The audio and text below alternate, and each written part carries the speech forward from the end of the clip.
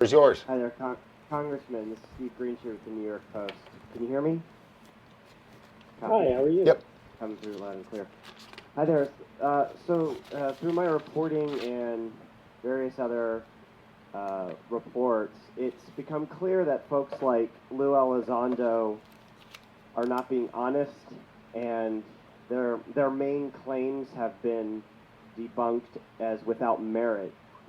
David Grusch is directly connected and has a close association with many of these folks like Lou Elizondo, Jay Stratton, Travis Taylor.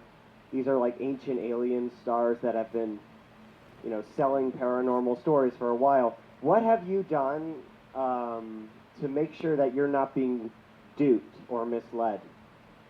Well, I appreciate that. I'll say I've been pretty clear from the beginning that I've been very skeptical all the way. I think that I was misquoted the last time I was on this Discord chat about my view about angels. If I can, I want to clarify.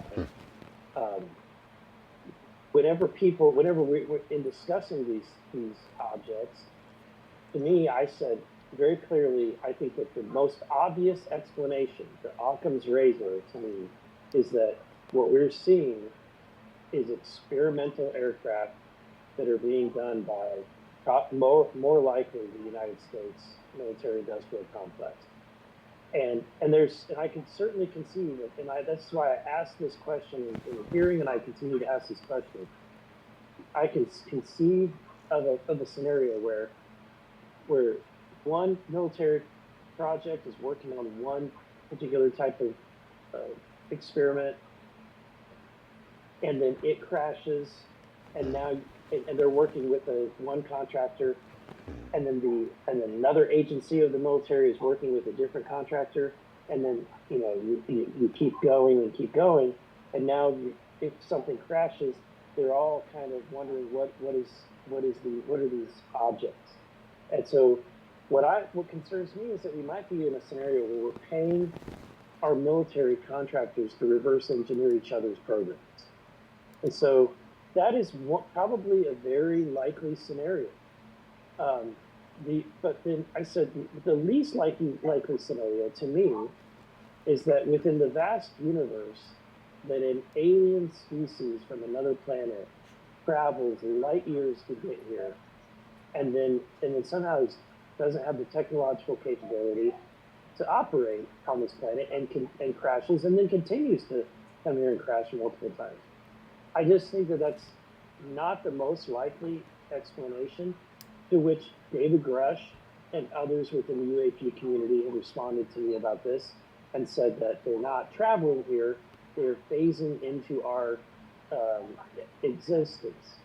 And my response to that is, you might as well be talking about angels, because to me that sounds like angels. And so to be a little bit more clear, what I'm basically saying is to me that's mysticism talk.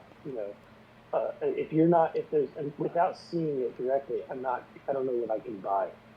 So, what does that make sense? Yeah, what are you doing to make sure that you are not being purposely misled by some of these characters like Lou Elizondo, whose claims have been debunked? Right.